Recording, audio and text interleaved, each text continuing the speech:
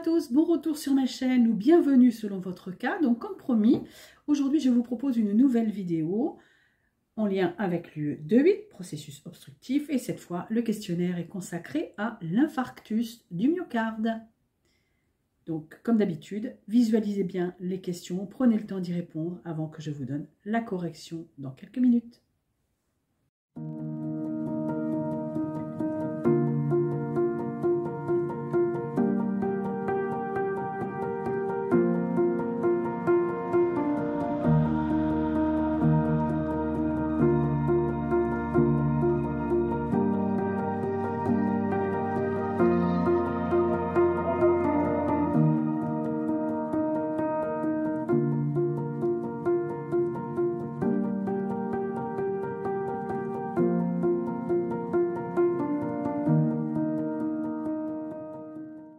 Passons maintenant à la correction des questions sur l'infarctus du myocarde.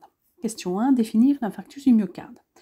Eh bien, on parle d'infarctus du myocarde quand il y a une nécrose des cellules myocardiques suite à une ischémie prolongée. Il y a un arrêt de vascularisation, donc un manque d'oxygène, donc mort des cellules. La taille de l'infarctus du myocarde et donc sa gravité est fonction du siège et des possibilités d'une circulation de suppléance collatérale. Question 2, citer les signes fonctionnels de l'infarctus du myocarde. Alors on a une douleur d'angor, mais plus intense, prolongée, supérieure à 30 minutes, qui ne cède pas à la trinitrine, mais qui va céder à la morphine. Et on a également des signes d'accompagnement comme les nausées, les vomissements, des vertiges, une angoisse, une dyspnée, une perte de connaissance, une confusion, une hypotension, un OAP, etc. Question 3, citer les complications de l'infarctus du myocarde. Eh bien dans ces complications, on a les troubles du rythme et de la conduction.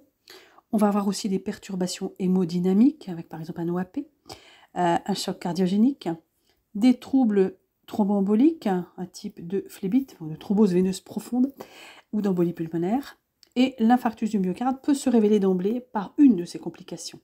Il est donc nécessaire de stabiliser la pathologie en revascularisant le myocarde et en réduisant le travail myocardique pour limiter la taille de la nécrose, mais aussi en dépistant une extension et ou en prévenant les récidives et surtout en dépistant une complication. Question 4. Dans quelle structure doit être prise en charge un patient présentant un infarctus du myocarde? Eh bien, c'est obligatoirement une hospitalisation en unité de soins intensifs de cardiologie et le plus tôt possible. Question 5. Citer les moyens de limiter la consommation d'oxygène du myocarde. Mais tout d'abord, c'est le repos physique strict en position demi-assise absolue au lit le premier jour. Et également ce qu'on appelle un repos moral, c'est-à-dire qu'il faut lutter contre l'anxiété qui augmente le travail du cœur. Et on va favoriser aussi la digestion, l'élimination par des conseils hygiéno-diététiques. Et bien entendu, on va administrer de l'oxygène. Question 6. Citer les examens complémentaires permettant de confirmer le diagnostic d'infarctus du myocarde. Eh bien, il y a l'ECG, qui est l'examen à faire en urgence pour confirmer le diagnostic et évaluer le territoire menacé. L'ECG montre généralement un sus-décalage en ST, englobant l'onde T, l'onde de Pardy. On va faire une troponine, qui est la protéine musculaire libérée lors de la souffrance des myocytes cardiaques.